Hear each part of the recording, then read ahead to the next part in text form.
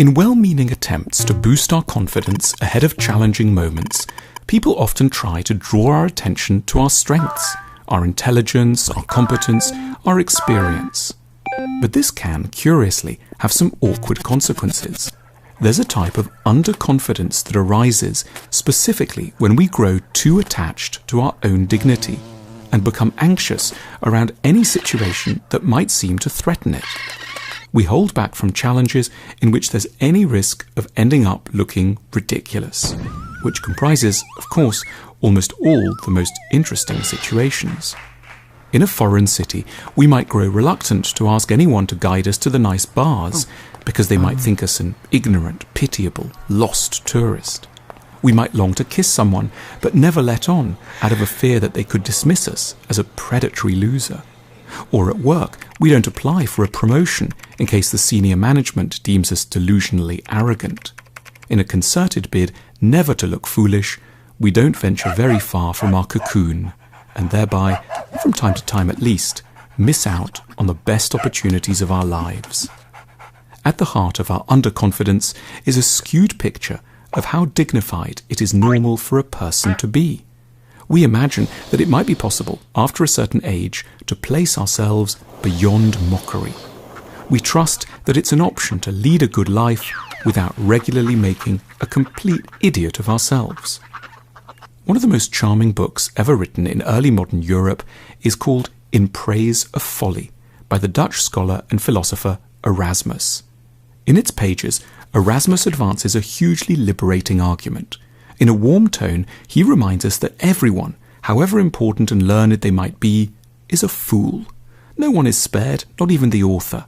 However well-schooled he himself was, Erasmus remained, he insists, as much of a nitwit as anyone else. His judgment is faulty, his passions get the better of him. He is prey to superstition and irrational fear. He's shy whenever he has to meet new people. He drops things at elegant dinners. This is deeply cheering, for it means that our own repeated idiocies don't have to exclude us from the best company. Looking like a prick, making blunders, and doing bizarre things in the night doesn't render us unfit for society. It just makes us a bit more like the greatest scholar of the Northern European Renaissance. There's a similarly uplifting message to be pulled from the work of Peter Bruegel. His central work, The Dutch Proverbs, presents a comically disenchanted view of human nature. Everyone, he suggests, is pretty much deranged.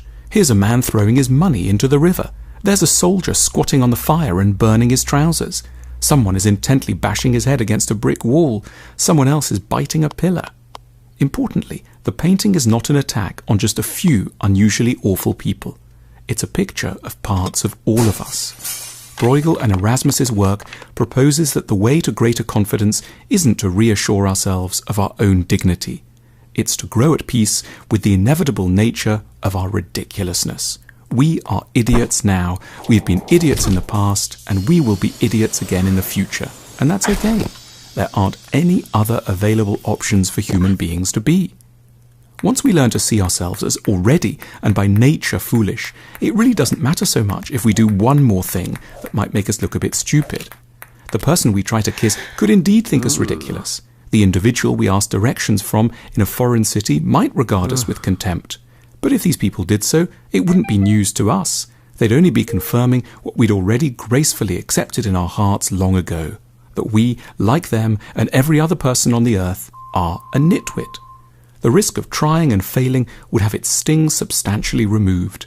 The fear of humiliation would no longer stalk us in the shadows of our minds. We would grow free to give things a go by accepting that failure was the acceptable norm. And every so often, amidst the endless rebuffs we'd have factored in from the outset, it would work. We'd get a kiss, we'd make a friend, we'd get a raise. The road to greater confidence begins with a ritual of telling oneself solemnly every morning before heading out for the day that one is a muttonhead, a cretin, a dumbbell and an imbecile. One or two more acts of folly should thereafter not matter very much at all.